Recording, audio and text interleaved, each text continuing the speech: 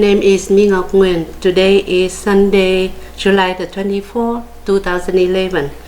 I'm interviewing Miss Thật Kim Liễu at Our Lady of Lourdes Church in Denver, Colorado, for the 500th Oral History Project of the Vietnamese American Heritage Foundation. Thưa chị Liễu, tôi là Mỹ Ngọc, đại diện cho Hội Bảo tồn Văn hóa và Lịch sử người Mỹ gốc Việt, được hân hạnh phỏng vấn chị ngày hôm nay. Xin chị Liễu cho biết tên họ của chị sanh ra ở đâu và hiện giờ chị ở tại đâu? Dạ, em tên Thật Kim Liễu, sanh ở Châu Đốc, và hiện tại là em ở Colorado, Denver. Chị Liễu tới Colorado ngày nào tháng nào? Dạ, ngày 15 tháng 9 năm 1995. Chị Liễu tới đây với bao nhiêu người trong gia đình? Dạ, tới 3 đứa con, làm 4 mẹ con.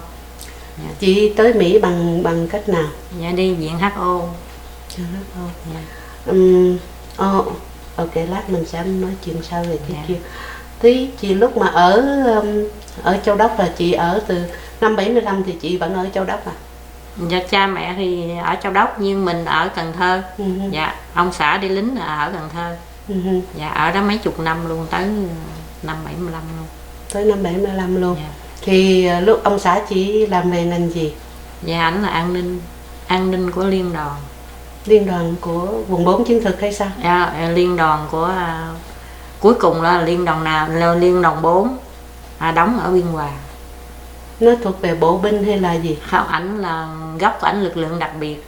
Và sau này là khi mà Mỹ về nước thì sát nhập vào biệt động quân. Tức là trong thời gian trước đó thì anh làm cho Mỹ. Dạ, ông cũng là binh chủng Việt Nam nhưng mà cái gốc thì lực lượng đặc biệt của làm với Mỹ. Dạ, của Mỹ.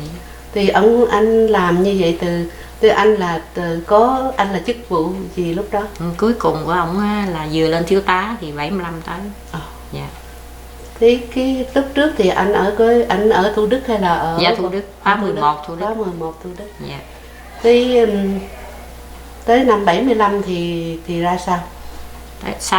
Tới năm 75 hả chị? Hay là sau 75? Tới năm 75 thì trước đó thì ảnh đi theo đó, nhưng mà sau tháng 4 75 thì ảnh ra sao? Sau 75 thì ảnh đi coi như mỗi ngày, lúc mà là liên đoàn 4 thì ở Biên Hòa, nhưng mà ngày 30 tháng 4 là qua bữa sau nữa thì đi về Cần Thơ. Thì cái ngày nào cũng đi trình diện hết. Khi trình diện tới 10 tây thì nó bắt anh đi luôn. Trong gia đình không có biết là anh đi đâu hết. Nhưng mà lúc đó thì chị cũng ở Cần Thơ. Em cũng ở Cần Thơ. Thì lúc anh đi thì chị biết là bị bắt đi là nó tới bị bắt đi, nhưng mà cả tuần lễ sau mới biết, ảnh mới gửi miếng giấy về thôi, là biết là ở đâu vậy thôi. Dạ. Lúc ảnh đi là em mới vừa sanh đứa bé sau, mới có 2 tháng mấy thôi. Thì lúc đó là mấy cháu rồi chị, mấy cháu tất cả? Dạ, em 3 cháu. Thì cháu lúc đó lớn nhất là mấy tuổi? Cháu lớn nhất rồi, cháu nó sanh năm 69, mà 75 thì cháu nó mới mấy tuổi à. Dạ. Rồi cháu nhỏ nhất là mới 2 tháng mấy. Rồi ảnh lúc đó thì sau đó thì chị được tin tức ảnh ở đâu? Dạ, tin tức ảnh bị nhốt ở trong cái ty cảnh sát ở Cần Thơ. Dạ. Thì không có gặp mặt. Cho tới cũng thời gian em cũng nhớ cũng lâu lắm. Là cho gặp mặt thì phải làm đơn xin gặp mặt, thì gặp mặt được đâu, em nghĩ là không được 20 phút nữa. Thì trong lúc mà ảnh ngồi vậy thì hai bên bộ đội nó đứng hai bên nó gác, không có được nói chuyện gì. Thế gặp mặt ảnh là em chỉ buồn, em chỉ khóc không, mà không có nói được gì hết. Thì coi như ảnh đi tháng 10 tây tháng 4 tháng 5, cho tới mà lúc mà ảnh đưa ra Bắc á, thì em chỉ có gặp được 2 lần thôi. Thì khi anh đưa ra tới Bắc rồi, lần năm 79 ảnh chết, thì em không có gặp mặt được lần nào hết. Làm sao chị biết ảnh chết? Bạn bè đi, những người vợ đi thăm chồng đó, chung là người ta nhắn về. Người ta nhắn về như mấy người vợ, người bạn đó, nói với chị Hiển là anh Hiển chết rồi. Dạ. Mà có nói tại sao anh chết không? Ảnh bị bệnh. Dạ. Dạ. Mà trước khi đó, lúc mà trước khi đi học tập ảnh có bị bệnh không? Dạ không, ảnh không bệnh, ảnh cũng mạnh khỏe như mình vậy thôi. Dạ. Rồi năm bạn biết là mất biết ngày tháng anh mất không? Dạ biết, bạn bè nói thì đoán á. Dạ đoán, nhưng mà tới cái lúc mà em mà được đi làm giấy tờ qua đây cũng không có cái giấy báo tử. Nhưng mà em nhờ có một cái là có người giúp em á, đi lên Bộ Nội vụ Sài Gòn á, thì mới nói tên họ cái người này đó, thì cái cậu đó, cậu cũng nói hoàn cảnh chị tội quá, để em nhờ ở đây người ta đi công tác ra ngoài đó, sẽ xác nhận cái tên họ này có đúng là chết như vậy không. Thì người ta xác nhận là người ta mới làm cho em cái tờ khai tử. Lúc đầu người ta không có nhận, người ta nói là chị đi ra ngoài cái trại của ảnh học tập đó, chị tìm, nhưng làm sao mà có tiền đi chị. Hồi xưa mình ở trong miền Tây mình có biết Hà Nội là ở đâu, con cái khổ mình mà mua bán bánh bưng mà làm gì có tiền. Thì cái hoàn cảnh cái chú này, chú nói thôi để em giúp chị. Mà em không phải là cái người đi, mà trong này có nhiều người đi công tác ra Hà Nội, cái Bộ Dịch vụ Sài Gòn, em quên cái chỗ là đường gì rồi. Thì chú đó chủ nhà mới giúp, mà em nhớ là em đền ơn cũng có 100 mấy 200 ngàn gì hà.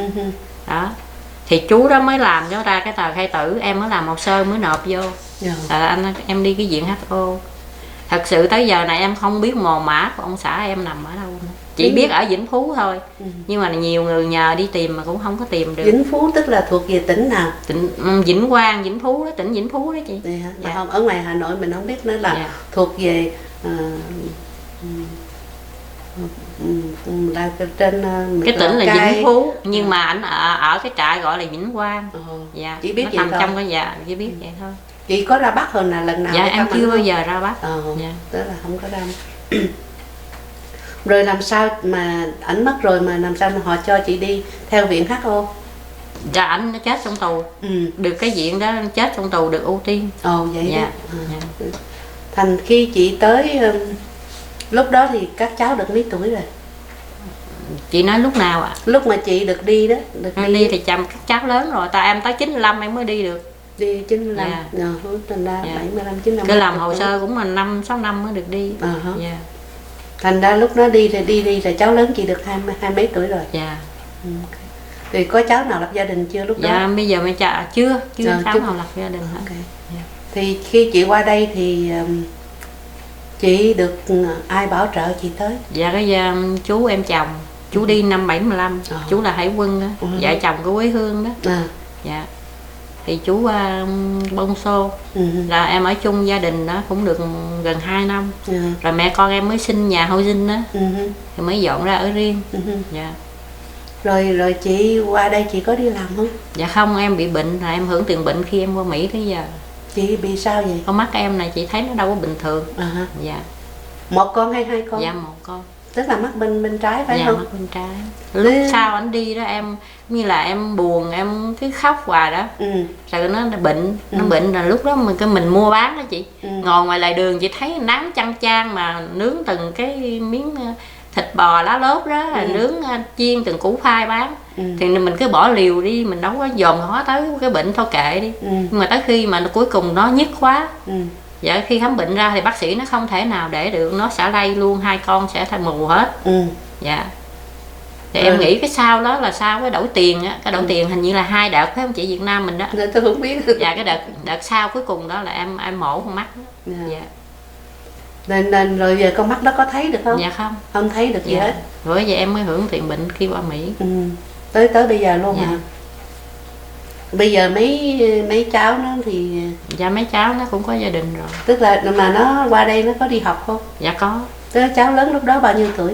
Cháu lớn em nghĩ coi đi vào năm 75 mà nó sanh là năm 90. Là nó 20 mấy hả chị? 25. Dạ. 25 thì qua đây qua cũng như đi học ESL vậy thôi. Rồi cháu nó bắt đầu đi làm. Rồi cháu làm nghề gì? Cháu làm về điện tử. Dạ. Rồi, bây giờ thì nó lập gia đình rồi. Dạ lập gia đình có 2 đứa con rồi. Có ở gần chị không? Dạ cũng gần, ở vô ra đi cũng được, cũng hơn nửa tiếng. Bây giờ có cháu nào ở gần ở với chị không? Dạ em ở với cháu gái. Cháu em của cậu lớn đó. Dạ. Cái người lớn nhất là con trai hả? Dạ con trai. Rồi cô kế hai đứa con gái. Thì cái người bây giờ cái người đó mấy người ở lại ở chung với chị? Dạ một cô con gái. Còn người Úc? Người Úc ở riêng. Dạ. Cũng Cháu có gia đó. đình rồi. Dạ chưa, nhưng cháu nó mới mua nhà nó ở riêng mới khoảng tháng mấy nay thôi. Rồi mấy cháu thứ nhì thì làm về ngành gì? Cháu làm về kế toán đó chị. À, cháu học 4 năm về kế toán. Cũng mới cháu... ra trường cũng gần mấy tháng. Rồi cháu út? Dạ cháu út đó. Còn cháu thứ nhì? Còn cháu thứ nhì thì cháu làm hãng Beko ở đây nè. Dạ. Hãng làm về cái ngành gì? Hãng cái đó nó kêu là Beko chứ nó làm nhiều thứ trong đó lắm. Cũng làm điện tử hay sao? Dạ cũng điện tử cũng có, nó làm nhiều ngành trong đó lắm. Dạ. Bây giờ chị được tiền hưởng tiền già chưa? Dạ không, em hưởng tiền bệnh. Hưởng tiền bệnh à? Dạ. Vậy đủ sống không? Thì sống với con thì coi như là cũng tạm được. Nhưng mà chị được housing phải không? Nếu em sinh thì được, nhưng mà em cho ở chung với cháu để em giữ mấy đứa cháu, mấy đứa con của nó. Dạ, tao có 4 đứa rồi. Dạ. Thành ra chị không có lấy tiền, chị không có xin housing. Dạ không. Dạ. Mấy cái con của chị tụi nó nói tiếng Việt Nam được không? Dạ không, cháu nó cũng nói tiếng Việt không à. Dạ. Rồi nhưng mà tụi nó thì nó lớn, nó qua đây nó lớn rồi đó. Là nói tiếng Việt Nam. Dạ. Nhưng mà giờ mấy cái con của nó làm sao?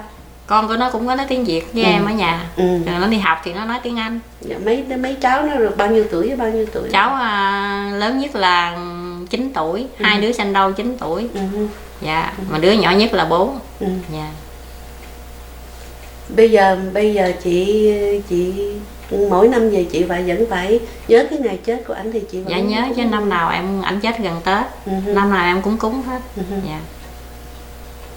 Mà bây giờ chị có gặp được người bạn nào gì của ảnh mà ở trong tù không? Dạ không. Không hả? Dạ. Em cũng nhờ trong cái hội mà anh Thành ở bên Hưu Tinh đó, chắc chị biết cái hội đó, đi tìm mấy anh chết ngoài Bắc á. Dạ, em cũng đang nhờ cái hội đó. Mà họ tìm cũng hình như là cũng được. Dạ khá cũng nhiều được, phải không? Khá nhiều rồi, nhưng mà cái chỗ Vĩnh Quang, Vĩnh Phú này ảnh chưa có tới. Tại vì về bển là phải ở bên đó dẫn đi đâu là đi đó, chứ không có đi theo ý mình được.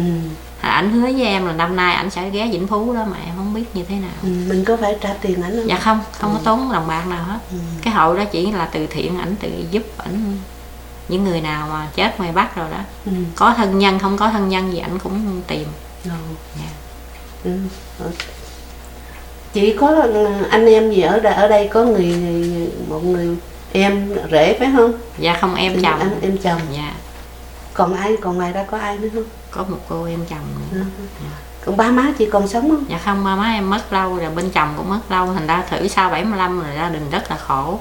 Còn cha còn mẹ còn giúp chị, chứ còn anh em ai cũng lấy lo hết. Cuộc sống người nào còn lo chưa xong nó làm sao mà giúp. Dạ. Nhưng mà chị cũng rất là giỏi thôi, làm đã nuôi được mấy đứa nhỏ rồi. Chị biết không, em lúc năm 75 em mới có 20 mấy tuổi à. Đâu có biết cái gì. Chị biết rồi, vợ sĩ quan hồi xưa là chỉ ăn ở không rồi, đâu biết làm, nhưng mà nói thật sự là như vậy. Mà khi đùng một cái rồi đâu có biết gì, chới giới. Rồi cũng phải về ở dưới quê đó học hỏi mấy người anh đó, chỉ cách làm bánh làm đồ rồi về mình bán rồi nuôi con đi học. Cái cháu lớn nhất là cái cháu bây giờ ở đây đó là còn có một đứa anh nữa. Thì nó vừa thi đậu lớp 12 đó. Thì nó bị sốt rét, không phải sốt rét, nó bị thương hàn đó chị. Nhưng mà bệnh viện cái nói cháu là sốt rét. Cháu 19 tuổi rồi. Mà em nói với cháu là em không thể nào quên được cháu hết đó. Chị biết không, cháu đi học không bao giờ cháu xin tiền gia đình, cháu đi gánh nước mướn, đi rửa xe mướn, cháu đi học. Mà chị biết con sĩ quan là mỗi lần thi đậu là cả một vấn đề, cái lý lịch. Nhưng mà trong trường học làm bất cứ lao động gì cháu nó cũng xin tình nguyện làm hết. Cháu vừa thi đậu nó thì còn nằm trên giường bệnh, là bạn bè lại báo thi đậu thì cháu chết. Cháu vô bệnh viện có một tuần lễ mà cháu chết. Họ không tìm ra Bệnh thương hàn mà nói sốt rét, cho uống sốt rét, và hỏi làm sao mà sống được. Đứt ruột giết mà chết. Đi tiêu ra máu giết chết. Mà cháu rất là giỏi, cháu ngoan lắm. Cháu không bao giờ xin tiền khi mà cháu đi học trung học rồi là gánh nước mướn, bữa củi mướn. Chị biết em ai mướn gì em cũng làm hết. Mà trong khi hồi đó có chồng, chị biết không, em chưa hề biết làm một cái gì, chưa nấu cơm nữa. Tại vì có gì có em ở chung nhà em đâu có thể làm. Mà khi chồng mà đi rồi cái gì em cũng làm. Chị biết ở Cần Thơ miền Tây mà chị nói là một thước củi đước là ai cũng biết hết. Một thước củi đước của một thước vuông như vậy nè. Mà mướn trẻ mướn có 5.000 đồng thôi. Mình cũng phải làm mua gạo cho con. Em nói tới cái hoàn cảnh xưa em nói thật chị, không thể nào em không rơi nước mắt. Có khi không có tiền mua gạo, cả mấy mẹ con đều nhịn đói nguyên một ngày, không dám đi mua chịu người ta. Em cứ sợ thiếu chịu lắm, không bao giờ em dám mua chịu đâu. Con cái đi học về đâu có cơm ăn, đi mua khoai lang, khoai mì đó người ta luộc đó mà mua chịu nữa. Lối sớm người ta thấy vậy người ta bán chịu. Mà nó học nó vừa thi đậu mà nó chết. Em cứ hối hận hoài, nếu mình có tiền thì con mình đâu có đánh đổi phải chết. Nhưng mà lúc đó xung quanh thì không có người bà con nào? Dạ không, em ở Cần Thơ không bà con nào hết. Nhưng mà có cô, có chú nữa ở đây mà không có liên lạc được chị. Dạ. Sao cháu nó chết, nhà sau cháu nó chết thì em biết chú đó mới gửi về. Kỳ đó em nhớ là 1 triệu mấy đó. Thì em mới có tiền em đi lấy cái tờ khai tử đó. Và em mới nộp hồ sơ vô đó. Mà lúc chị nộp hồ sơ có bị khó khăn gì không? Cái lúc đầu á thì em nghe người ta làm thì mình cũng nhờ người làm, nộp vô nó không có nhận. Nó không có tờ khai tử, không có nhận. Mà cái phường khóm nó chứng minh như là có chồng đi cải tù ở chết vậy á, nói cái này không hợp pháp, phải có cái tờ khai tử ở chỗ cái trại đó. Mà đâu có đâu thì đem về thôi, nó không nhận. Khi mà cái chú đó em nói thật em rất mang ơn cái chú này, nhưng mà em nhờ ở Sài Gòn mấy đứa cháu đi tìm hoài cái địa chỉ này mà không có chú này, không biết chú ở đâu. Em đền ơn nhờ cái chú này làm cái tờ khai tử mà em mới nộp vô hồ sơ em mới đi được. Dạ. Hồi lúc mình đem nó ký á, thì nó cũng phải kiếm chuyện này kiếm kia chị biết rồi, nhưng mà mình cũng cho 5-10 ngàn cho nó ký cho nó xong. Dạ. Từ hồi chị qua đây tới giờ chị qua năm mấy? 95. Dạ. Chị có về Việt Nam lại lần nào chưa? Dạ có. Về lại Cần Thơ không? Dạ có. Rồi có về lại Châu Đốc không? Dạ có. Quê hương em mà em về em hay ghé đó. Thì chị thấy làm sao giờ nó có thay đổi khác gì không?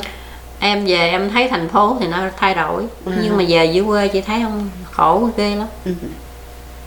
Nên là chiều quê lại về lại Châu Đốc đó hả? Dạ Châu Đốc. Nhưng mà tỉnh Châu Đốc, còn đi vô quê nữa là quê của em. Mình nói ở thành phố mình thấy thay đổi bề ngoài, chứ thật sự ở quê cũng khổ lắm. Ngày xưa người ta có ruộng có đất, chứ bây giờ ruộng đất lần thí dụ không nhà nước không lấy thì người ta cũng nghèo khổ, người ta cũng bán. Dạ. Chị về là năm nào? Về Việt Nam năm nào? Em về năm 2005. Từ 2005 tới giờ có về nữa không? Dạ không. Nữa. Cái ước nguyện của em là bây giờ em vô quốc tịch được rồi đó. Em sẽ một ngày nào đó em nghĩ qua năm 2012 em sẽ về em ra Hà Nội. Em phải tìm hài cốt chồng em, được không được em cũng sẽ đi một lần. Dạ. Cái hồi 2005 chị về chị không có đi tìm? Em tính ra ngoài, ý em về là em đi ra ngoài tìm. Nhưng mà ở trong gia đình nói là thím không có biết Hà Nội, không biết cái chỗ nào sao thím đi. Thím đi lơ mơ là ở ngoài đó rồi lỡ có chuyện gì ai mà biết. Thành thử là em không dám đi. Lúc đó chị về có mấy cháu có về với chị không? Dạ không, em đi một mình hả? Dạ. Thành ra giờ muốn đi lần nữa. Chị vô quốc tịch rồi phải không? Dạ em vô quốc tịch rồi. Thì em muốn đi một lần về ngoại mình có quốc tịch làm sao nó cũng dễ dãi. Dạ. Mình cầm cái quốc tịch mình đi nó dễ dãi. Ví dụ có cái gì thì mình cũng nhờ một ngoại giao rồi người ta giúp. Rồi cái gì ý nguyện của em bây giờ á, tìm được hài cốt của ảnh tốt thì em sẽ đem về trong Nam. Còn nếu không thì mình cũng ra một lần để mình cho biết là ảnh nằm ở đây, mình biết nằm ở đâu. Chứ không có nghe người ta nói là cái lúc chết đó thường mấy tôi cũng được biết nói mấy người mà chết đó thì người ta chỉ bó cái bó chiếu hay là cái bó gì đó, cái bao tải hay cái gì rồi người ta chôn, đem ra cái rừng người ta chôn vậy thôi. Có cái đó thì mình cũng nghe nói, nhưng mà thật sự sau này nghe người ta nói cũng có nghĩa trang. Cũng như là cái nghĩa trang để những người ở tù chết chôn đó. Nhưng mà thật sự bây giờ nó đâu có còn đâu chị, mấy chục năm rồi. Nó cũng quy hoạch vô cái này vô cái kia hết rồi, mình không biết. Đấy, mấy chục năm rồi mà. Anh chết là năm 79 tới giờ gần Tết. Nên mình đi càng sớm thì càng tốt, càng lâu thì nó lại càng nó lại cái di tích đó nó lại mất đi rồi. Dạ, mà em có nghe là mấy người nói là giờ ở Vĩnh Quang, Vĩnh Phú nó sang bằng hết rồi. Dạ. Ở đây em nghe nó tới mấy nghĩa trang, là 5 tới nghĩa trang, bây giờ nó bằng phẳng hết. Hồi tối hôm qua chị có đi dự tiệc của Thủ Đức không? Dạ, hôm qua em tính đi mà chị Kiều Loan chỉ bệnh chứ đâu có đi, ra đâu có đi với chị được. Chị bệnh. Em đâu có lái xe được đâu. Đi cũng nhờ chị Mai Thi chị chở. Dạ. Thì đi tới đó thì gặp rất là đông người Thủ Đức phải không? Dạ. Việc mai ra chị có thể chị gặp được cái người bạn cũ, cái người nào đó có thể người ta cũng biết được thêm cái tin tức gì cho chị. Dạ, chỉ những người nào ở chung tù mà chung á, mà người nào đi chôn á chị, chứ còn ở chung có ông bạn cũng cùng khóa ở chung nhưng mà khác cái qua láng cái trại gì đó. Ảnh nó cũng không có biết, là chỉ cái người nào đi chôn á, thì người đó mới biết. Chứ còn ở chung trại mà không có đi chôn cũng không có biết. Dạ. Cái lúc ảnh chết là ảnh bao nhiêu tuổi? Ảnh chết 79. Ảnh sinh năm mấy? Ảnh sinh năm 40. Dạ. Ông mới 30 mấy. Ông 30 mấy, em mới 20 mấy. Thế chị với ảnh lập gia đình được bao lâu? Dạ 10 năm. 10 năm. Dạ. Thế hồi đó tại sao hai ông bà gặp nhau lúc sau đi học gặp nhau hay sao? Ở lúc đó là ảnh lực lượng đặc biệt thường hay đóng người ta gọi là C hay là B đó chị. Là hay về mấy cái miền quê gần biên giới rồi đó. Thì ảnh xuống đó ảnh đánh trại. Thì em ở Châu Đốc, em ở với dì em. Hồi đó ông già em mất sớm lắm rồi, má em có gia đình khác. Thật ra em ở với người dì ở ngoài Châu Đốc, ngoài tỉnh Châu Đốc. Rồi nghỉ hè em đi về trong quê trong má em. Thì em mới gặp anh ấy. Hồi đó em có chồng rất là trẻ, nhỏ lắm, nhưng nít lắm, không có biết gì hết. Lúc đó chị lập gia đình chị nhiêu tuổi? Mới có 10 mấy tuổi à. 10 mấy? 15 tuổi. Nếu mà con nó còn sống số bây giờ là 40 mấy rồi. Già lớn. Rồi bà già bà nói nó còn nhỏ quá không có gả. Rồi ảnh cứ nói nhờ cái người ta đi tới hoài đó, coi hoài, anh nói thấy lớn mà em lớn con thôi chứ còn cái tuổi nhỏ xíu à. Dạ. Ông anh còn nhỏ hơn em nữa, ai cũng nói là em của anh mà. Dạ. Rồi thành ra cưới lúc 15 tuổi. Tới lúc mấy tuổi thì có con? 16 tuổi có con. là đi theo chồng, theo ổng đi tới đâu thì chị đi theo đó. Dạ, sau là ảnh ở Cần Thơ, xong rồi em cất nhà ở Cần Thơ. Là không có đi đâu nữa, theo ảnh đi đâu anh đi thì thỉnh thoảng đi thăm thôi. Tại vì như mình có nhà đó là rồi lúc trước chưa có nhà thì còn đi theo. Dạ. Nhưng mà ổng có phải ổng làm theo bị kích, ông có phải đi nhảy dù không? Dạ không, cái đó là trong lực lượng đặc biệt mỗi năm như là nhảy 1-2 show để mà có cái bằng cái tiền dù á, trả thêm cái tiền dù. Chứ không phải như là trong nhảy dù. Dạ. Thì ổng có đi cái đó không? Ổng có thỉnh thoảng như là tổ chức thì có đi nhảy dù. Dạ. Nhưng mà ảnh làm về an ninh. Thành ra ảnh an ninh ảnh mới khổ nhiều đó.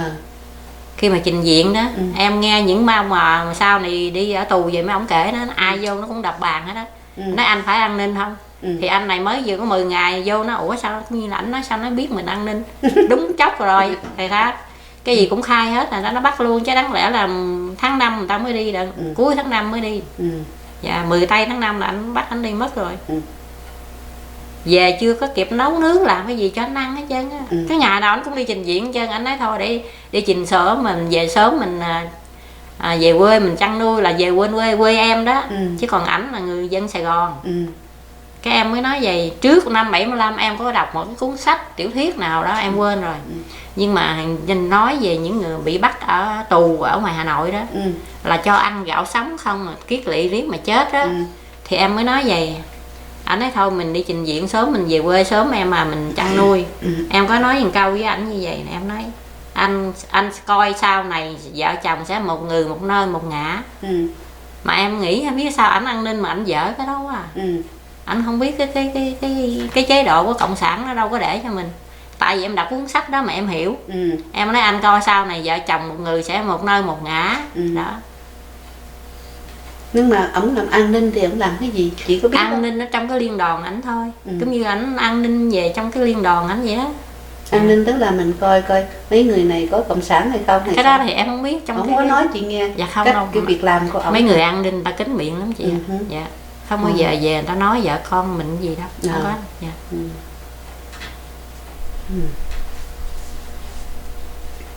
Chị biết cái tháng 30 tháng 4 đó, cái lương đó đâu có đi lãnh đâu, mà trong khi ảnh đi an ninh rồi đi, những người mà đi lãnh ra ngân hàng lãnh tiền về phát lương cho lính đó, thì phải an ninh đi theo giữ trật tự hay là gì đó, cũng như là bảo vệ vậy đó. Mà sau này em nghe anh nói nguyên một xe tiền mà không ai dám đụng tới, đâu có biết Sài Gòn mất đâu mà lỡ có gì là ra tòa án quân đội thì sao. Rốt cuộc mạnh ai nấy đi, nấy bỏ chạy đi, cái tháng lương nó đâu có đâu chị biết. Rồi lúc mà 75 rồi em nói thật, nhưng mang tiếng là giờ sĩ quan chứ nhà không có đồng bạc đâu. Chị biết rồi, lương hồi xưa lương sĩ quan nó cũng đâu có nhiêu, tháng nào mà tính tháng nấy thôi. Đụng cái thì ảnh đi rồi ở nhà bắt đầu như mình có cái gì thì cái bán từ từ sống thôi. Xong là em có người gì đó, bà không có chồng, bà nuôi em từ lúc em chưa có chồng rồi. Xong rồi em có gia đình, bà đi theo bà nuôi luôn. Thành thử ra lúc đó sao mới dì cháu mới làm bánh bò. Một ngày em xay 5 lít gạo, chị tính đi xay bằng cái cối đá đó. Xay tay phải không? Giờ xay tay, một ngày 5 lít như vậy. Em xay xong rồi dì em bán ngoài chợ hay dì bưng lối sớm bán, xong về bà mới làm, bà đổ. Bà đổ xong một mớ xong rồi em sẽ bưng ra ngoài lộ em ngồi bán. Khi ở trong nhà bà đổ xong hết thì bà ra bà bán, em chơi vô. Đó. Mà chị tính hết 5 kg gạo rồi. Bán cho hết 5 kg gạo, làm sao một ngày này bán hết rồi qua sáng sau mình bán. Một ngày chị biết em xay nó phòng tay hết vậy. 5 lít gạo chị biết nó nhiều lắm chứ đâu phải ít. Xong chị biết không, năm 83 bà bưng ngang lộ, bà bán lộ 20 Cần Thơ. Chị biết Cần Thơ không? Đó, cái xe bộ đội, cái thằng bộ đội nó lái Honda nó đụng, nó uống rượu nó sai. Cái tay mà bà cầm cái sách mà cái xô nước dừa đó, nó máng vô cái càng xe Honda. Nó lôi bả khoảng 10 thước như vậy. Thì bà đập cái đầu này xuống, bà bị ốc, bị bể sọ, vô bệnh viện chết. Là dì của em đó. Thì bà chết rồi em mới là khổ dữ nữa. Bà sống, bà làm, bà nuôi nè. Nhưng bà chết rồi em, thí dụ em biết xay bột thôi chứ em đâu có biết làm bánh làm trái gì. Đó. Xong cái thằng con em nói chị là cái thằng 19 tuổi đó, năm 87 nó bệnh thương hàn, nó chết. Chị nghĩ đi 79 ông xã chết, 83 người dì chết, dì cũng như mẹ rồi, bà nuôi từ nhỏ. 87 thằng con chết. Trong gia đình em bao nhiêu cái tang, cứ 4 năm là có một cái tang. Em chỉ biết không, em bán cái nhà hồi trước ông xã em á, thì em mua có cái nhà cũng lớn lắm. Xong bán cái nhà, em mua cái nhà nhỏ ở để lấy cái số tiền làm ăn mua bán. Chị biết rồi, đi bán buôn ở từ Cà Mau mà đi về Cần Thơ buôn cá đó. Nhớ có cái thời mà buôn cá lóc, cá trê, cá rô rồi đó, để trong cái vỏ điệm đó. Chị biết không, đi riết là cũng mấy người đó ăn hết à. Trạm nó bắt riết là cũng chịu thua thôi. Mình xuống Cà Mau mình mua cá, rồi đem về bán ở Cần Thơ. Bán Cần Thơ mình bỏ mối lại cho mấy cái chợ á. Mà phải cá sống. Cá sống. Khi mà cá trê đó phải bỏ, chị biết ở trong Việt Nam mình có cái thùng thiết, gọi thùng thiết tròn tròn đó. Đó, bỏ cá trê vô đó rồi đổ nước vô, mình xách lên xe rò mình đi. Hên đó thì như là nó xét, nó không thấy thì thôi, mà thấy thì nó bắt xuống hết. Thì đó em nói nhớ, bây giờ em nghĩ sao mà em sống qua được cái cảnh đó. Em nghĩ bây giờ hiện tại em nghĩ nếu mà sao mình sống được qua cái cảnh này thì cũng là hay lắm. Chị biết không, nó nặng lắm. Nguyên cái thùng mà cá nó nặng dữ lắm. Khi nó bắt vô trạm rồi á, chị biết là một lần xe đò nó đi cả chục xe nó bắt sắp hàng nó lên nó xét. Xong nó xách đồ mình vô trong trạm rồi đó, mình thấy nó lơ là bắt đầu giật chạy. Giật chạy được cái chạy nó đưa súng nó lên rớp vậy nè. Vậy hả? Kệ đó, mình cái gì của mình mà. Cái chạy được nhiêu chạy. Khi mà em chạy đại vô cái quán cà phê đó, em còn nhớ. Em chạy, khi mà em mệt em ngồi xuống rồi là em xách lên không có nổi cái thùng nữa. Mà lúc đó tại sao mình xách nó chạy te luôn. Chị biết không, sợ mất của thì sức mạnh mình không có ấy. Mà khi rồi xong em không xách lên nổi nữa, em bán tại đó luôn. Lỗ mắt gì em bán lại hết. Xách không nổi nữa, bây giờ đi qua bên kia lỡ gặp còn nhiều trạm nữa. Từ Cà Mau mà về Cần Thơ chỉ biết mấy trạm bắt luôn chứ đâu phải một trạm đâu. Qua cái trạm này còn trạm khác. Cà Mau Cần Thơ cách nhau bao xa? Em không hiểu nhiêu mà cũng xa lắm á chị. Bao nhiêu tiếng đồng hồ đi xe đò? Em sáng sớm phần đông là chưa có sáng là tụi em vừa đi rồi. Đi xuống rồi mà khi về tới nhà có khi là nó xét nhiều, bắt nhiều quá, rồi khi tới chiều tối chặn dạng mới tới á. Em với bạn em đứa nào con nhỏ nó cũng chồng thiếu quý. Bây giờ cô đó ở bên Úc á. Mà em nghĩ em không có số mua bán. Em đi chung với nó mà nó về nó bán hết rồi em chưa có bán được. có con người có cái số mua bán chị à. Dạ. Chị có những cái kỷ niệm gì với ông xã chị không? Em hả? Thì vợ chồng mà sống ra 10 năm cũng nhiều kỷ niệm lắm chứ. Đúng ra hồi xưa ông xã thì ông nói cưng lắm, em không có làm gì động tới móng tay hết á. Ăn rồi đi chơi với mấy bạn bè rồi vậy thôi à. Dạ. Mà đùng cái anh đi không có ở nhà, không có đàn ông, chỉ biết chơi giới. Mà đâu có biết làm cái gì. Nhưng mà ông đâu có ở nhà thường phải không? Dạ. Thì ông không ở nhà không, thường. ông cũng ở nhà thường, tại vì ông làm an ninh, ông đâu có đi hành quân chị. Yeah. Dạ, chỉ có cái như là lâu lâu ông đi công tác rồi vậy đó. Đi chạy này chạy kia thì cũng đi vài ba ngày ông về vậy thôi. Dạ, chứ ông không có đi hành quân rồi như mấy ông mà khác. Dạ. Ông xã em thì ông rất là dễ dãi gia đình, vợ con muốn làm gì làm. Dạ. Không bao giờ la rầy hết, không bao giờ nói nặng nói nhẹ gì hết á. Em nói thật sự khi mà em sống, ổng cưới em cho tới ảnh đi ở tù ngoài Hà Nội, chưa bao giờ ổng biết ở trong trại lính ổng có giận lính chán ổng nói chuyện chữ thề gì thì thật sự em không biết, nhưng chưa bao giờ ổng sống với em chưa bao giờ nghe một tiếng nào mà ổng nói tiếng mẹ hai cha gì hết. Ổng rất là hiền, ổng hiền lắm. Thằng con bây giờ cũng vậy đó. Nói gì nói nó không bao giờ nó trả lời hết trơn á. Mấy đứa con chị bây giờ nó đối xử với chị ra sao? Không, mấy cháu thì rất là tốt, có hiếu có thảo. Dạ. Thí dụ em vậy đó là cần cái gì, thí dụ em bây giờ tháng 10 này em qua Cali nè, em họp phá 11 của ảnh. Năm nào cũng tháng 10 là tổ chức họp phá một lần. Thì nó cho tiền vé máy bay rồi đi. Dạ. Rồi qua đó thì ở đâu? Dạ ở nhà vợ chồng của anh bạn ảnh. Dạ.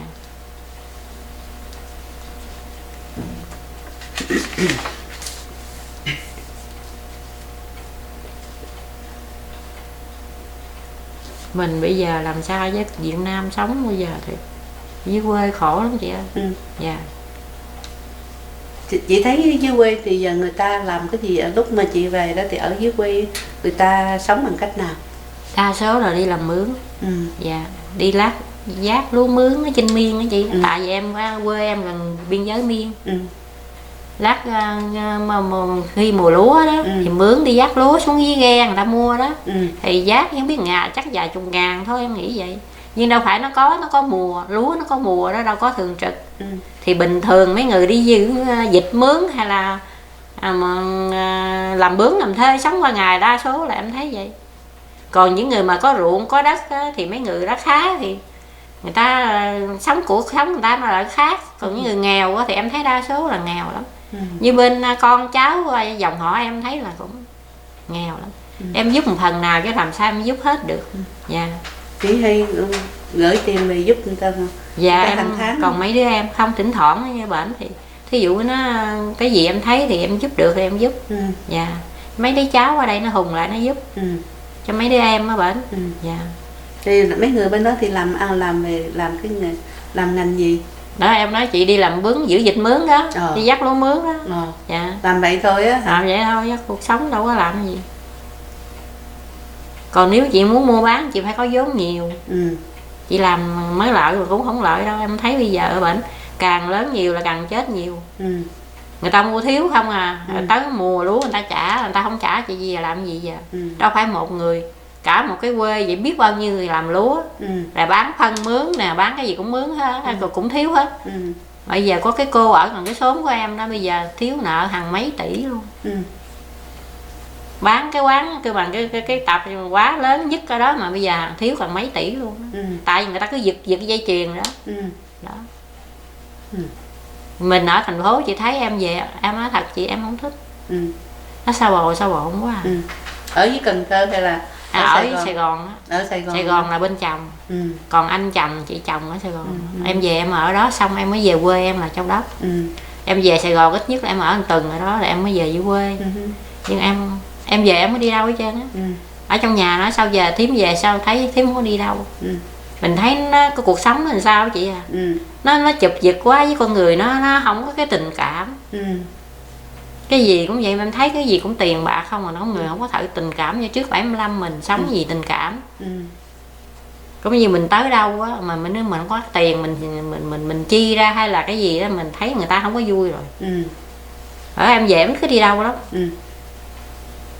Cái gì cũng vậy, mình ra chợ ra búa không thấy nó con người nó làm sao đâu á. Nói thật ra như vậy không phải mình người Việt Nam mình chê người Việt Nam chị.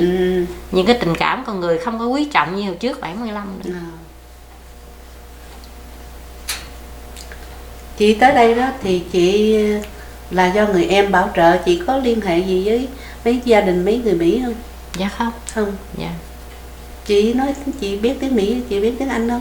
Dạ không, em biết yes no thôi. Làm sao lúc chị thi quốc tịch thì làm sao? Em ở lâu rồi em thi tiếng Việt. Lúc đầu là em thi tiếng Anh em thi rớt, xong em mới thi lại tiếng Việt. Nó cho thi tiếng Việt hả? Dạ. Bình 15 năm mình ở trên 50 mấy tuổi được thi tiếng Việt. Nhưng mà chị cũng phải học phải không? Dạ phải học chứ chị, học 100 câu á. Rồi vô có người Mỹ phỏng vấn chị không? Dạ người Mỹ phỏng vấn. Dạ. Nhưng mà rồi sao chị? Phải có thông dịch. Bà cũng phải có thông dịch hả? Thông dịch. Thông dịch của tiếng Anh cho người Mỹ. Dạ. Nó có bắt chị viết tiếng Anh viết không, khi mà thi quốc tịch nó bắt mình viết phải không? Dạ không. Tùy theo cái tuổi em nghĩ vậy. Vậy đó. Ví dụ tuổi 50 mấy, 60 mấy trở lên là học không 100 câu đó, nhưng mà cái ý nghĩa nó dễ hơn. Em nghĩ là như vậy. Vậy đó hả? Dạ. Mình phải trả lời bao nhiêu câu? Hình như là 10 câu mà trả lời 6 câu hay 7 câu gì đúng đó là được đậu. Được đậu à? Dạ. Mà nhưng chị cũng phải học 100 câu mới biết khỏi câu nào đâu. Bây giờ còn nhớ không? Dạ. Giờ còn nhớ lúc chị nhớ cái câu hỏi người ta hỏi chị cái gì không? Hỏi ông tổng thống Mỹ tên là gì, hiện giờ tổng thống Mỹ tên là gì? Dạ đúng cái đó nó hỏi. Có hỏi có hỏi với tổng thống đầu tiên tên gì. Dạ, nó hỏi mình cái ngày tháng năm mình qua đây đúng hay không, với hỏi cái số mà xô với cái số thẻ xanh của mình nói có đúng hay không. Dạ. Bây giờ chị giữ cháu mấy các cháu là chị thấy sao? Thì em giữ tối ngày, em nói thiệt chị, tối ngày em không ở không. Để đưa nó đi học không? Dạ không, em đâu có biết lái xe. Có bà nội nó đưa. Em chỉ săn sóc mấy cháu ăn uống rồi trong nhà trông nuôi rồi thôi. Rồi mà giờ đi học á, thì sáng thì ba nó đưa đi, xong ba nó đi làm, xong đón về thì bà nội nó đón. Bà nội nó biết lái xe. Rồi chị là cho ăn uống. Dạ. Mấy đứa nhỏ chị có dạy nó theo cách Việt Nam mình không? Có, em có nói, em có kể nè, nó nhìn cái hình đó, nó hỏi cái hình ở đây ông ngoại. Tại vì cái em hồi nhỏ, má nó bây giờ ở đây giống em hồi nhỏ lắm. Nó nói ủa sao má Mi lại chụp hình chung với ông ngoại? Nó nói không phải, cái đó bà ngoại hồi nhỏ. Cái nói ủa ông ngoại đâu, em mới kể, nó ông ngoại chết như vậy sao đó. Bây giờ con nhỏ nó nhớ dai lắm. Với em mới dạy nó cái lá cờ. Lá cờ của người tự do nó có 3 cái sọc. Em ở nhà em có mua cái lá cờ. Khi hôm đó nó đi học trong trường, nó nói ngoại, con thấy trong trường học nó nói cái lá cờ mà không phải cái lá cờ của giống ngoại đâu, cái lá cờ khác. Cái lá cờ là lá cờ của người không có tốt. Còn lá cờ của ông ngoại là lá cờ như vậy nữa. Nói con thấy mà con không biết nói gì sao. Con biết thôi, cái lá cờ đó không phải lá cờ của ông ngoại đâu, là cái lá cờ cộng sản đó. Dạ.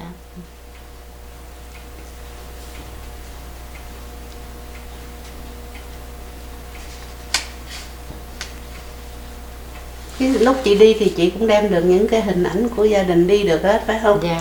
Nhưng mà cái hồi 75 vô đó chị có phải đốt hết mấy cái lúc 75 đó em không có nhà, em đi lên Sài Gòn.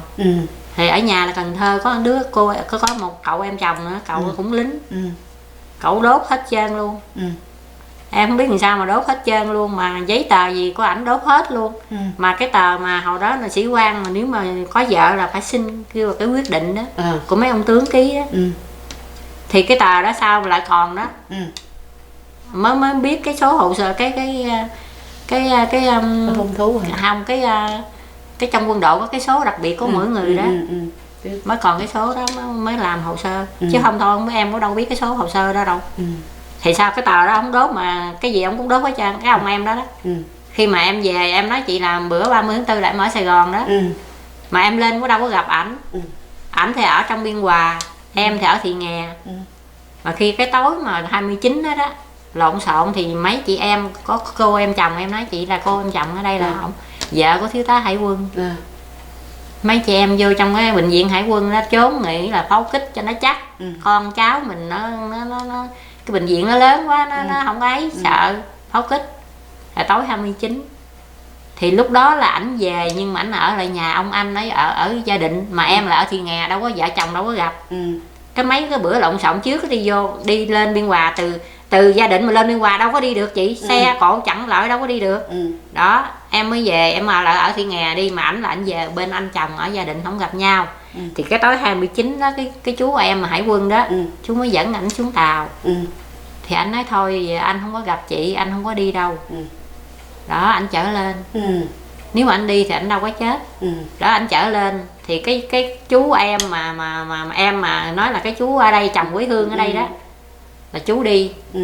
Chú mới đi cái đêm đó chú mới lọt. Thì tới 30 tháng 4 thì mà em mới gặp ảnh thì nó trễ rồi. Đó, rồi qua bữa sau vợ chồng con cái mới vợ đi về Cần Thơ. Thì ngày nào cũng đi trình diện, đi tới 10 Tây ảnh bị bắt luôn. Anh nói thôi không gặp chị thôi anh không có đi đâu. Đó, cũng con người chị thấy cái số không, bước xuống tàu rồi mà không lê đi.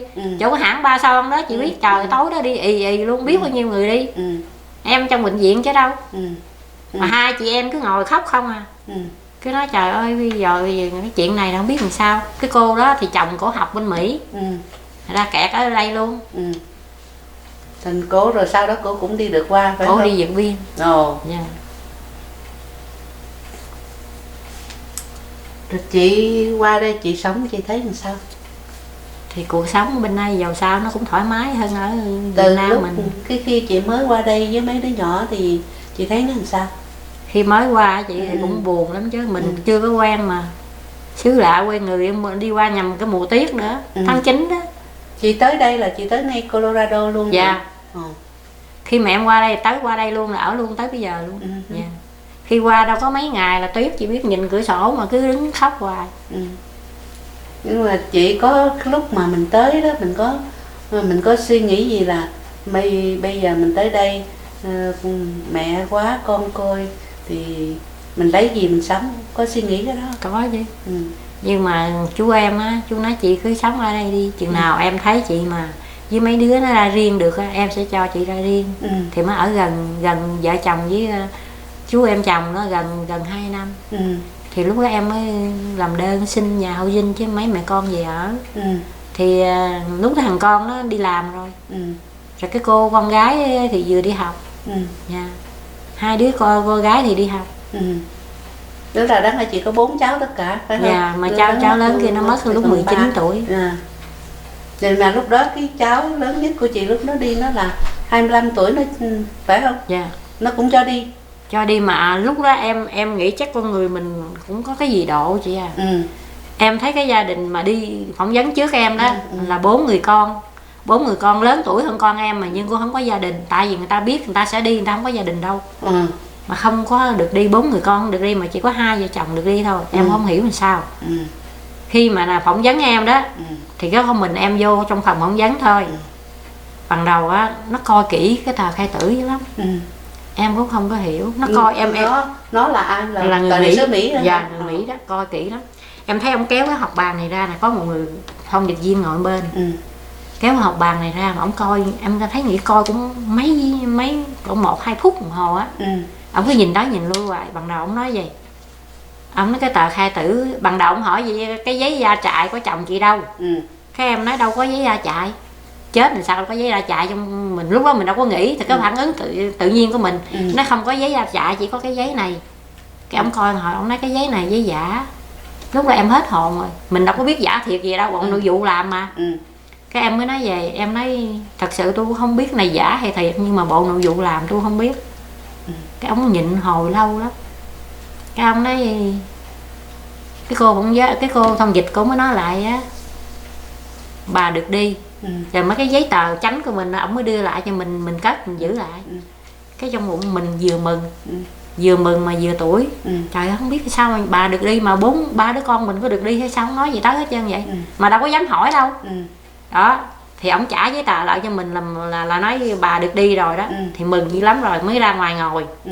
Thì cứ thắc mắc hoài đó, nó trời không biết mình được đi mà con mình có được đi không, tại vì thấy mấy người con mới vừa ra đó là không được đi rồi, với 2 vợ chồng thôi. ngồi cũng rầu lắm, buồn lắm, trời không biết làm sao mà đâu có dám nói. Sợ con mình nó buồn nữa. Cái mấy người mà đi ngồi chung phỏng vấn vậy nè, nói bây giờ chị ngồi với đợi đi, chừng nào mà kêu hết mấy mẹ con chị đi chụp hình đó, đặng làm bót bo đó, thì nếu mà kêu hết mấy mẹ con là mấy mẹ con được đi. Thì lát lại nó kêu mấy mẹ con đi chụp hình, là mình biết mấy mẹ con được đi hết. Chứ đâu có dám hỏi ai bây giờ. Đó. Mà chị biết không, cái cũng gian nan cái vụ làm giấy tờ này lắm nè. Khi mà có cái chú mà chú làm giùm cái tờ khai tử này đó, xong về nộp. Về nộp vô một thời gian em không biết bao lâu, em không nhớ rõ. Nó kêu qua dịch vụ đi, em qua dịch vụ mà hỏi, nó nói đóng 700.000. Chị biết hồi đó 700.000, trời ơi làm gì đào ra. Một ngày bán lại có 2-3 ngàn bạc mà 700.000 ở đâu. Thôi rồi, tới đâu nó tới đi. Là bỏ liều. Cái tới chừng nó gửi thơ về, nó kêu lấy hộ chiếu. Là lúc đó là 700.000 chị có đóng không? Tiền ở đâu mà đóng, cứ để đó thôi. Cái bỏ em nói bỏ liều. Em lúc đó em nói là chị lo bán ngày kiếm vài ngàn để nuôi con thôi, không có nghĩ gì tới hết. Cái kiểu là em nói thật sự làm nhưng mà không có tin tưởng có được hay ra không. Em thấy mấy ông ở tù về còn chơi mà sao chồng chết mà được đi. Em không có tin đó. Em nói gì nha, em bỏ liều tới đâu tới. Cái tới chừng nó gửi không biết bao lâu đó, thời gian bao lâu em không nhớ rõ, nhưng mà nó gửi thơ về, nó nói lấy hộ chiếu. Coi như là mấy mẹ con mấy hộ chiếu, đâu có tiền đâu. Mà cái chú ở lối xóm này nè, em còn nhớ tên cái chú này, chú Tỏn. Chú rất là tốt, chú bộ đội phục viên. Chú biết cái hoàn cảnh gia đình em ở nhà nghèo khổ vậy đó. Mà em nói chị em nghèo nhưng mà em đâu ra đó à. Em một là em nhịn đói chứ em không thể nào em mua đựng đầu này đầu kia để mà thiếu chịu người ta rồi. Em không sợ cái đó. Cái em lại mới nói, em nói chú Tỏn ơi, chị có hộ chiếu rồi mà chị không có tiền đi lấy. Thôi giờ chú cho chị mượn tiền đi, rồi nữa cái gì chị trả lại. Chị nói thôi, chú nói thôi chị lên đây em chở chị đi. Thì chú đang làm việc mà, làm ở dưới bến phà đó. Em lên chú chở Honda lại cái chỗ nào nộp giấy tờ mà mình xuất cảnh đó. Lấy mấy hộ chiếu, em nhớ hồi đó nhiêu tiền cái đó, cũng mấy chục ngàn à. Cái sau này em bán nhà đó, em trả chú không lấy, nó thôi em cho chị, em tặng chị đó. Cũng có. Rồi cái lúc mà em bán nhà chị biết không, em đổi địa chỉ đó. Mà cũng hên, nó gửi cái về cái kêu đi mấy bà con đi phỏng vấn đó. Nó gửi về trước có mấy ngày, là nếu mà gửi sau về là em đi về ở dưới Rạch Giá em ở rồi, ở với bà chị. Trời ơi cái hoàn cảnh em nó gian nan lắm á chị à. Sao em bán nhà đó rồi mới mấy năm sau mới được đi, là em về em ở Rạch Giá với người chị. Chị bán quán cơm. Quán cơm chị biết, quán cơm là 4-5 giờ sáng phải thức rồi. Cái thằng con bây giờ đó mà sáng phải thức giỏ đi chợ, bà mua gì đó thì bà đi kêu hết, xách giỏ đi chợ. Mẹ con phải thức sớm, dọn quán, dọn bàn ghế ra. Ở với người chị một tháng á, bà cho 100.000 em còn nhớ. Mà có tháng bà nhớ bà cho, còn tháng bà không nhớ, đâu có dám hỏi đâu. Cứ như mình ở đây bà nuôi là phước lắm rồi. Em nói chị nghe, ở tới ngày mà em đi luôn đó, tới qua Mỹ này luôn. Chị biết không, em ở mà nhà bà con cháu đông dữ lắm. Bên đây là cái đường mương. Chị biết ở quê đường mương làm gì có cái nắp mà đậy cái ống cống đó.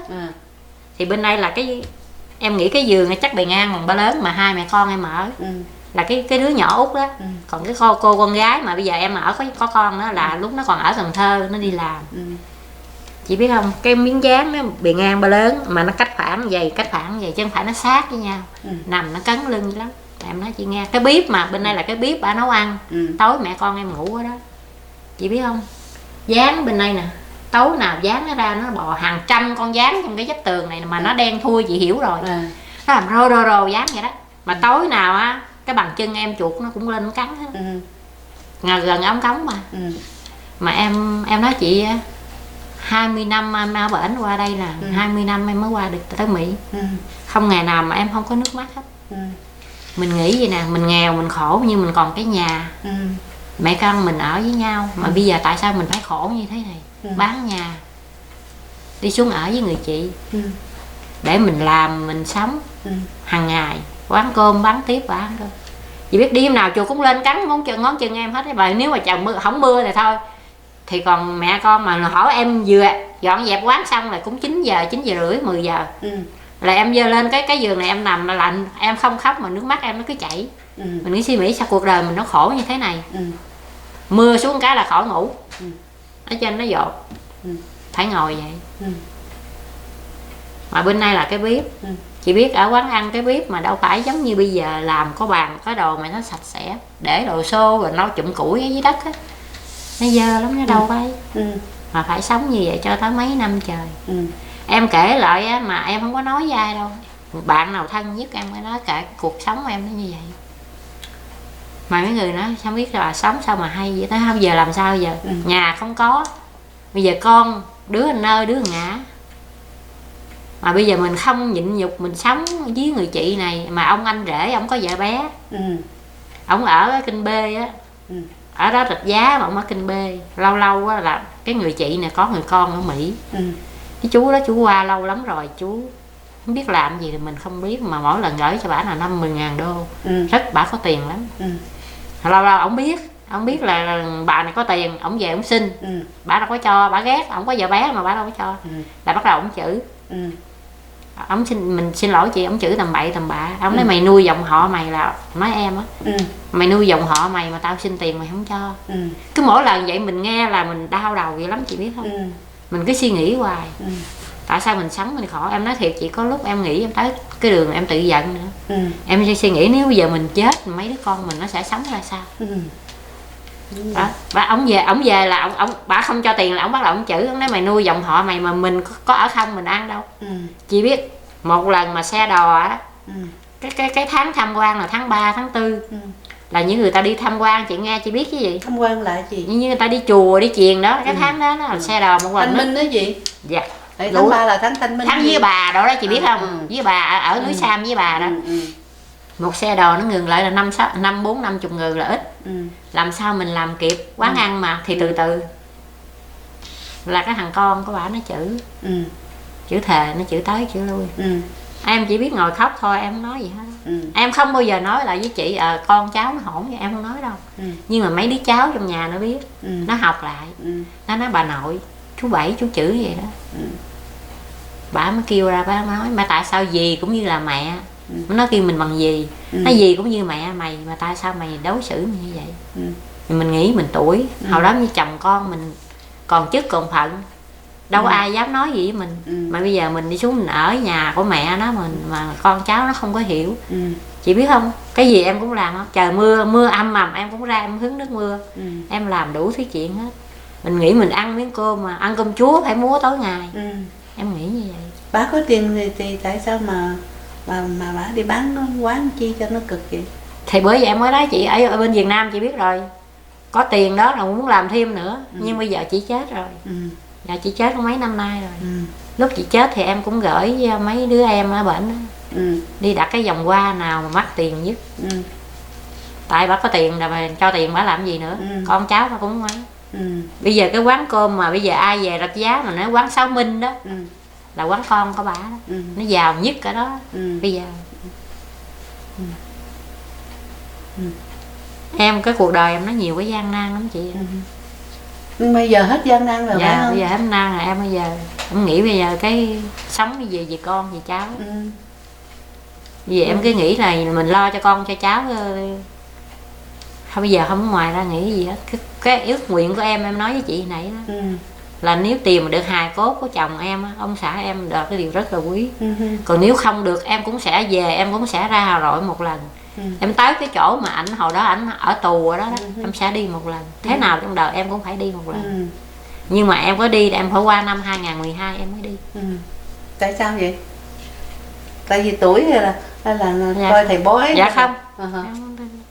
Mà cứ phải cái qua năm 2012 em thấy cái tình thế như thế nào thì em mới về. Cho thật sự thì em không thích về đâu. Mình về mình thấy dân chúng mình nó khổ sở, chị biết không, người Việt mình khổ sở mà người ta hà hiếp quá à. Cái tánh em thì cũng nóng đó. Em thấy cái chuyện bất bình em cũng hay nói đó. Chị nghĩ đi, dân chúng mình mà nó mang ba thằng Tàu bây giờ vô nó ăn mà nó không trả tiền mà còn đòi, nó còn đánh đập, chị có nghe không? Nó đánh mà nó vọng đầu người ta xuống, hỏi chị sao sống. Chị nghe cái chuyện đó người Việt mình với nhau không đau lòng à. Mới đây á hả? Cũng lâu rồi, ngoài Hà Nội á.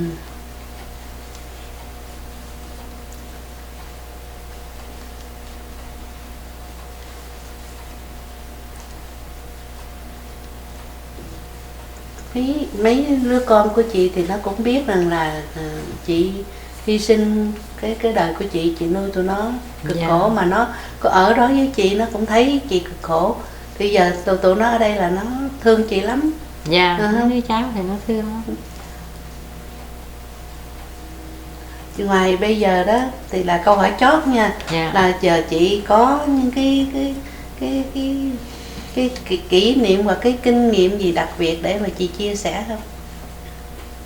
Cái kinh nghiệm cuộc sống hả chị? Thì em nghĩ là cái cuộc sống con người nó có cái khổ, trong cái khổ đó nó sẽ làm con người mình nó chững chạc hơn. Dạ. Nó cái khổ nó làm cho con người mình nó chững chạc, nó cuộc sống nó hiểu biết nhiều hơn. Khi hồi đó có chồng thương không có biết gì hết trơn, không biết lo biết gì hết trơn. Chồng muốn làm gì làm, mình muốn làm gì mình làm, không có trân quý. Nhưng mà cái cuộc sống khi nó mất rồi mình mới biết là nó quý. Mình nói là sao hồi đó mình có chồng mình không biết lo cho chồng miếng ăn miếng đồ cho nó ngon, ai làm gì làm mình không có biết. Dạ. Có người gì ở chung đó, bà muốn làm sao bà làm rồi mình không có biết. Bây giờ mình nhiều lúc mình nằm suy nghĩ một mình, bây giờ mình nói ủa sao mình sống hồi đó mình ở không mà mình không biết nghĩ làm một cái gì đó để có lợi ích sau này, mình lúc mình khổ mình lấy ra mình làm thì nó đã muộn rồi. Cũng như lúc mình khổ mình bán bưng, mình ủa sao hồi đó mình sung sướng mà mình không đi học ở cái nghề đánh máy hay học cái gì để mình sau này mình biết mình làm, thì nó đã qua rồi, mình đâu có trở lại được. Cũng có nhiều cái hối hận lắm chứ chị. Dạ. Nếu bây giờ như vậy chị lấy cái kinh nghiệm mà hồi đó của chị đó, chị có cho mấy cái cháu nó biết như vậy không? Mấy đứa con chị nó biết là đó, lúc đó mẹ sống sung sướng vậy, mẹ cũng như là y vô. Dạ, y vô chồng mình. Thì rồi tới khi mà ba tự nhiên cái hoàn cảnh nó thay đổi, ba mình mất, ba con mất đi, má phải sống cực khổ lên nó biết như tụi con thấy mà. Đó thì giờ mấy đứa tụi con là phải thấy cái gương đó để mà lấy cái kinh nghiệm mà sống, phải không? Dạ, mấy đứa biết. Với cái cô Út bây giờ đó, cô sống ở chung với cái người chị, ở chung với con nhỏ con mà em ở nè. Nó có một cái phòng riêng đó mà nó thôi để con ra con tự lập, chứ không lẽ để trong gia đình lo con hoài sao. Thì bây giờ nó mới mua nhà tháng mấy nay, bây giờ nó tự lo sơn nhà sơn cửa gì nó làm, nó lo hết. Ở mình đó? Dạ, mình. Dạ. Nói cho nó nghe, cháu nó cũng tự lo, tự đi học rồi nó lo hết. Nó học xong chưa? Dạ, học xong rồi, nó học xong 4 năm rồi. Dạ. Rồi đi làm rồi? Dạ, đi làm rồi. Mà bây giờ nhờ cái cô đó vậy, như em cần đi đâu đó, thì nó cổ đưa đi. Dạ. Còn cái cô lớn này 4 đứa con rồi, nó ngay nó cũng bận bịu nhiều chị. Cái cô này thì cô chưa có gia đình. Dạ. Thì cô lớn là chị ở với nó? Dạ, ở. Thì nó cũng thấy cái đó, nó thay để con tự lập, để con tự lo, chứ không để gia đình lo hoài. Bây giờ sức khỏe chị ra sao? Em dạ sức khỏe cũng bình thường, có chị cái là dạ. Nhưng mà phải đi check up hoài hay sao? Dạ, 1 năm liên lần. Vậy thôi? Dạ. Mà có phải nhỏ thuốc đều đặn không? Dạ có. Dạ. Ngoài ra tất cả mới áp huyết cao, đường. Dạ, em thì không có yếu đường, nhưng có cái mỡ. Mỡ thì cũng nhẹ thôi. Dạ. Phải uống thuốc không? Dạ có. Rồi áp huyết có phải uống thuốc không? Dạ em mà không có áp huyết. Chỉ có mỡ thôi. Dạ. Như vậy thôi là bữa nay cảm ơn chị. Dạ, em cũng cảm ơn Liễu tới để mà bỏ cái thời giờ của chị để mà cho tụi tôi phỏng vấn chị ngày hôm nay. Em đáng lẽ em đi lễ nhất đó mà em không có đi, em nghỉ. Tới lát chắc cha làm lễ nhị có không? Em không biết, em đi lễ tại vì chị Mai Thi chị phải về. Dạ, chị ở xa đó. Ok, vậy dạ, cảm ơn chị. Em cũng cảm ơn chị và cảm ơn cháu.